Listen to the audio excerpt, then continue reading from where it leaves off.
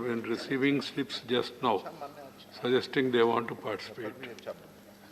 Time allocated and also time allotted to parties is already there. So keep that in mind, and everybody has to adhere to the time that is given. Thank you, Honorable Chairman, sir. आज इस मौके पे मैं आपका आभारी हूँ और आपके पार्टी की लीडरशिप का आभारी हूँ जिन्होंने मुझे मौका दिया इस महत्वपूर्ण बिल पे चंद अल्फाज बोलने का. Thank you very much, sir. Today I very fondly remember, sir, there's a famous philosopher, Spanish philosopher, his name was George Santayana. What did he say? Centuries ago, sir. He said, those who do not learn from the history are doomed to fail. I think when Jairam Ramesh sir was talking about the various institutions which has been, development financial institution which has been set up in the country since 1948, starting with IFCI, IDBI, ICIC, and many more institutions which had been set up. But there was, we do not discount the utilities of those institutions. They have been instrumental in developing industrialization in the country, but they had outlived the utility, and there were some inherent problem or issues with those institutions, and that's why they did not last long. Take the case of IDBI. It was set up in 1964 with so much fanfare, but it did not last long, and it was Narasimhan Committee which had recommended to make it a universal bank. Why? Because there was an issue, and I will come back to that issue, sir. But today, first of all, I would like to thank the Honorable Prime Minister, the Honorable Finance Minister, for having acceded to the request made by the financial market. It was a long outstanding demand after the IDBI bank was, IDBI as an institution under Companies Act of 4A was turned into a universal bank. Since then, the long outstanding demand which was pending for successive government, and particularly the UPA government, has never paid heed to those requests of the financial market, that a separate financial dedicated institution is required to propel the economy. And today, I'm sure the financial market will be extremely happy, and especially when they see the bill which embodies all the relevant aspects of financial development, financial institution which should be having to ensure that it plays a very important and pivotal role in developing and financing the infrastructure space. Sir, our colleague from the opposition was talking about those institutions. He referred about IDBI, IFCI, and other institutions. But they had a limited role of financing, sir, infrastructure financing and industrialization. But they never had the development of financial development responsibility. And this particular development financial institution has dual role, financing and development as well, of a structure, a framework in the system which actually ensures that the financial market has the ability to fund those projects in infrastructure which has now not been being funded. So, sir, I would like to also remind the members that since 2014, the Honorable Prime Minister from day one has stated that we want to build a new India. What does that new India suggest, sir? That it has to have modern infrastructure facilities. Do we have the modern infrastructure facilities? I will ask the opposition bench, particularly the principal opposition party, which had been in power, but did they really look into this matter seriously? How much percentage of GDP we were investing in fixed assets? Sir, I will tell you one number, sir, the statistics which is important and relevant from that perspective where you wear those spectacles to analyze what is the role which is being played by the successive government, then you will see that fixed asset investment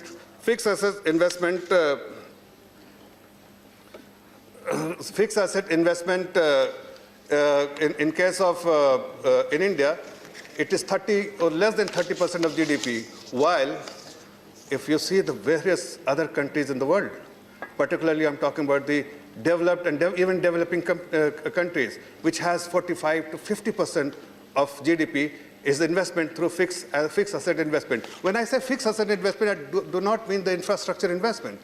I mean it is percentage of GDP of what is invested in industries, what is invested in infrastructure, what is invested in other industrial initiative. In India, it's less than 30% compared to China, sir. I think it's a number which I think everyone should see. China invests 50% of their percentage of GDP in the fixed assets investments. And how much it translates into, sir? It is $8 trillion. $8 trillion.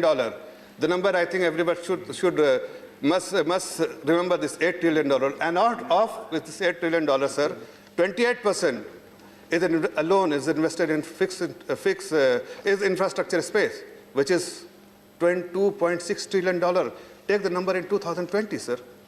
China has invested $2.6 trillion, which is 12% of GDP alone in infrastructure space.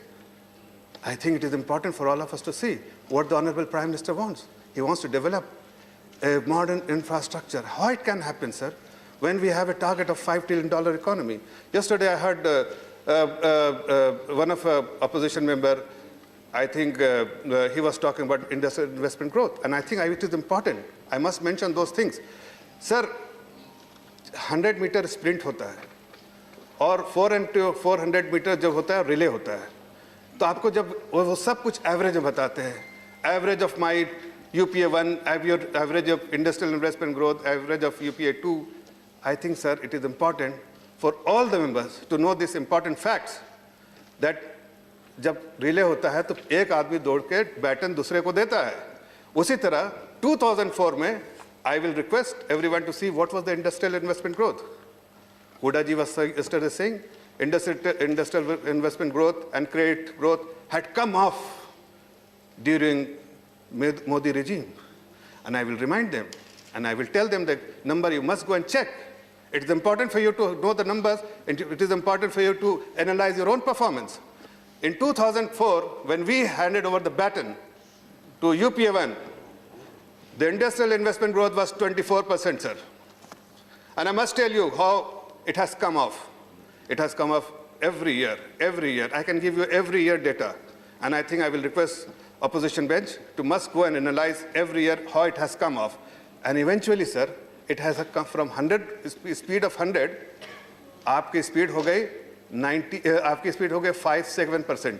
मतलब आप 100 के रफ्तार से चल रहे थे, आप 10 से भी किलोमीटर के रफ्तार से कम हो गए. Means the industrial investment growth, when they handed over to us in 2014, it was 1.6%. Where we had started, when we handed over the government in 2004, it was 24%. Likewise, sir, when they speak about a credit growth rate, sir, I think it is important, and the honorable members must know, and must know, not see the numbers or the average. You must see the statistics. A statistic, when you see the static, when you analyze it, you see every single numbers, and then you collate it and then make the average. I think it is important for us to know, sir, that in 2004, when we handed over the baton, again I'm reminding you, the credit growth rate at that point in time was 20.7%, sir. What does that indicate? That there was a huge momentum in the economy. Industrial investment growth 24%, credit growth of 20%, there was momentum. There was a lot of economic activity. Everything was working in the right direction. And then what happened? Since 2006, somebody was mentioned, and I must tell you the numbers. Till 2002, in 4 or 5 years, sir, the bank, which had since inception in 1947, since our independence, had the total outstanding assets or book size of bank were 18 lakh crore, which in 4 years it became ballooned to 54 lakh crores, 3 times. How? Sir, किसी आदमी पर अगर बोझ दे दीजिए, उसके अगर क्षमता हो 50 किलो लेकर चलने की, और वो अगर आपने उस पर 500 किलो रख दिया, सर, जाहिर है वो आदमी नहीं चल पाएगा, sir. Likewise, it happened in the case of nationalized bank. They made it possible. The Honorable MOS Finance, Anurag Thakur ji, day before yesterday said, phone banking. Exactly, sir, phone banking. It was the mantra where without proper credit evaluation process, without doing any homework, loan was being sanctioned. Former Prime Minister is here. He's an economist. I'm sure that what I'm speaking, he will understand that most of the project which has been funded at that time, sir, if you discount with the discounting rate, you will have negative EBITDA. I had spoken in the budget speech, but I could not speak in detail. But I must tell you that at that time, most of the project were making loss at inception. Means it was forced to lend, or there was an arrangement which has facilitated this lending. And this lending, eventually what happened, sir? Credit offtake will have to come off in our case, because all this has turned to NPA, and all the corporate which had been lent was busy in deleveraging. When you are in deleveraging mode, how will you take loan from the bank? Bank is not in a position because they have huge NPA. Then you have a corporate who actually their loan has turned NPA because they had taken loan in anticipation that they will siphon money or do whatever it is, but it was not a profitable project, which will never take a start, which will never take off. Still, it has been funded, and I think it is important. The government plays a very important role at that time. It would have been a white paper at that time, the economy would have collapsed, because I remember at that point in time, economy, people were talking across the globe. What is the status of economy in India? Why there is a policy paralysis? Everything was spoken by the global players because nothing was moving here, except people are talking about how to hand over this economy, which is in terrible shape, to another government, because who can potentially have the ability to run. Because we have seen in the past, 1999 to 2004, they have the ability, they have the capacity, they have the honesty, they have the transparency, they have demonstrated everything to run a good governance model, and that is what they were waiting for, and the whole world was waiting for. Eventually, it happened in 2014 when our government came. We didn't go for white paper because it would have been against the interests of our nation, and we never worked, never taken steps, not in the interest of the party, but interest of the nation. That is the priority of our government. And that's why we did not say anything about it. Had we spoken about that time and taken everything out in order, out in open, then probably they would have never even had a chance to speak about the loan they had sanctioned or facilitated at that point in time. Sir, you must understand, our government's initiative is what? We have to develop modern infrastructure. And that's why, what are the problems which these institutions were facing? All the institutions which were engaged in financing infrastructure project, you have to understand that, sir, there was inherent issues. There were some issues which was adversely affecting these institutions. That's why they didn't last long. And that was what? Because they didn't have the long-term, long-dated resources. If you don't have a long-dated resources, how will you fund long-dated loan or a structure of infrastructure project? Because all these infrastructure projects, sir, it has a long-dated. It is not a 2-year, 3-year where you can fund from out of banking book. So we have a problem. We have, IDBI has been turned into a universal bank. There was no other institution which can potentially raise long-term resources. Earlier, sir, under Section 4A, it was defined in the Companies Act that institution which is defined as a development financial institution can raise, including ICICI, I'm not saying only the public sector, including ICICI, which also became bank, was in a position to raise long-term money. But they were long-term money means it has to come from retirement benefit plan which is being run by pension fund or provident funds. So all those retirement benefit funds can invest there. Insurance companies invest. All this which has long-term liability, they can invest in long-term assets. So those they were able to some extent, they were able to raise resources and on-lend fund it. But sir, when they turned bank, they cannot, because all these infrastructure projects has long-term, these are all long-term projects. You have a bank where it primarily works on a model of CASA, current account and saving accounts.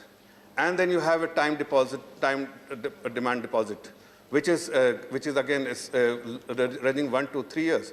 If you take a weighted average, you will have a maturity of 1 year, not less than that, not more than that. So you have a liability in the bank which has a maturity of 1 year, and you are funding an asset which has a maturity of 14 years, 15 years, 20 years, 25 years. How can it happen, sir? Means you are running a big mismatch. If you are running a big asset liability mismatch, you are bound to fail. Because one more issue, sir, if the government never emphasized today, I think this, I'll come to that point also, sir, that these are the issues which has been identified by in this bill and which has been addressed also. Like, for instance, sir, a bank, if you force a bank to take give a loan to infrastructure project which has a door-to-door maturity of 18 years or 20 years. But they have only 1 year liability. So every time they have to raise resources from the overnight market to fund those projects, which is not a sustainable model. And especially as the Honorable Finance Minister just stated, that many of the project is a greenfield project, and it has no recourse. So it's not collateralized-based lending, it is based on primarily on cash flows. And if you just do a back testing of all the years which has been funded all the infrastructure project, there were two types of projects, sir. One, I must say that there are, when the credit evaluation was done, and as to assess the cash flow modeling of all those projects, then many of the cases, yes, I agree that it has been validated, revalidated, and ascertained in a manner that, yes, it has enough headroom to sustain even if the cash flow varies to some extent. And if there is a volatility in cash flows, in future cash flows, then of course it can sustain because we have kept certain cushion to ensure that those kind of knee-jerk reaction can absorb those kind of reaction. But sir, most of the project at that point in time, what was the approach of the bank? Bank's approach was to have as low as their exposure, means in terms of door-to-door tenure. So if you have funding a 25-year project, and if you have only 10 years, you want to fund for 10 years, they will eventually, tail risk will be there, and they will, either they will have to refinance, or they will have to find a way out. Secondly, sir, to ensure that, because they knew that it cannot happen, so ensure that they are actually projecting a cash flow which is not sustainable, which is not factually correct, and that is why they suggest that, yes, DSCRA, that is the way it is evaluated, a debt servicing coverage ratio, it is something which is giving more than 1%, means there is a potential this company can service those debts which has been outstanding on the book. So those are the approach which has actually been adopted by the various banks. And eventually what happened, we have seen many of the projects which could not take off for various reasons which had problem because of this structure, they could not, or the cash flow modeling which was done at that point in time was not factually correct or not taken the actual cash flows which will generate these companies. So eventually they had all become NPAs. They started defaulting because bank was only interest was that you have to have amortization schedule or approach which actually safeguard their interest. So it didn't work, and that's why it was important. It was important, sir, I'm repeating, it was important to set up a development financial institutions which will ensure not only financing, also developing the framework of infrastructure space. And sir, there is a famous book, Kural, and Tirukural. I think many people, honorable members, would know about this book. It is a pious book in South India. In that book, it has been said that no time, there's no good time, like the book suggests that where there's a good time and where the good intent, it binds and it becomes a rope and binds the wealth. And I think there can't be better time and better opportunity to develop or to set up a development financial institution now than ever in the past, because we have a lot of things going for us. India has become a prominent global market.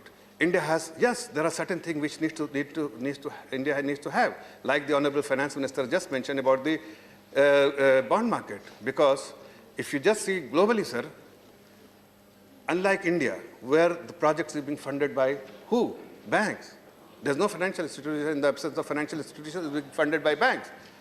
But if you just take the Western world, banks do not fund those projects, sir. And I must tell you, everyone should know that banks do not fund those projects. We are following that model. Bank only funds retail.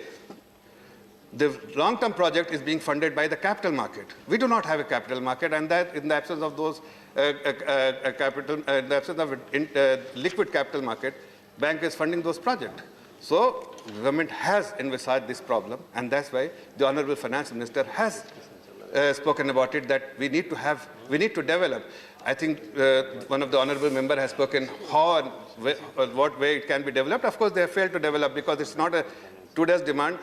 A long-term bond market needs to be developed, which has liquidity, which can even, you can go down the rating curve, and still a small corporate can access to the market and raise resources, is something which has been envisaged by our government. And I'm sure going forward with the Honorable Finance Minister under the leadership of the Honorable Prime Minister, will be able to develop it and demonstrate that we have the capability and capacity to do that. And I do not want to go into detail because I can speak for us only on the bond market, because this is something which plays to my strength, sir. But I can only remind that you must remember when the government securities market opened for the market, then it is this government, it is our government in India one, had set up primary dealership. And today, the liquidity, kind of liquidity we have, is something which everyone knows. And primary dealership role plays the two-way course it gives. It creates liquidity, and what is important that you have the market which actually has both buyer and seller, and that is something which can be done and which will be done by our government. And I'm sure that we will have a liquid market, and we will be able to demonstrate that a liquid bond market is something which, like the Western world has, we will be able to develop it here, because all the infrastructure project is being funded by the capital market. Today, the foreign resources which the honorable member was talking about, that we shall not access to private capital. I think, sir, it is important to realize that there is a cheap capital available across the globe. And if you just access the global market, especially when you have a company like a new development financial institution which is backed by the government, has a lot of resources available. We can channelize those resources for our infrastructure development. There are several sovereign wealth funds, sir, who wants to invest in the country. They know that the infrastructure is the one which actually is the right place in India, where you look at right, left, wherever there is an opportunity, whether it's road, port, and everything, there is an opportunity in the infrastructure space, and they are looking for such opportunities. I think you need to have a vehicle, we need to have platform. And today with this development financial institution, we will have a perfect platform to channelize those private capital into the country, which will be used for developing a sound infrastructure financing in the country. Sir, a few minutes I will take. Please I've just taken 22 minutes, sir. Conclude 1 या 2 minutes. I've taken 20, sir. At least 25 minutes. नहीं, जो party ने time दिया उसके अनुसार माननीय जफर इस्लामी, please. As always, I will comply, because you have always told me to conclude, and I have concluded. But today, I will take liberty for 2 minutes, sir. Sir, only while concluding, I would want to tell you, sir, this is the best time, most opportune time. We have a demographic dividend. This will bring a lot of opportunity, prosperity, and benefits to the country, because we have a dream of $5 trillion economy.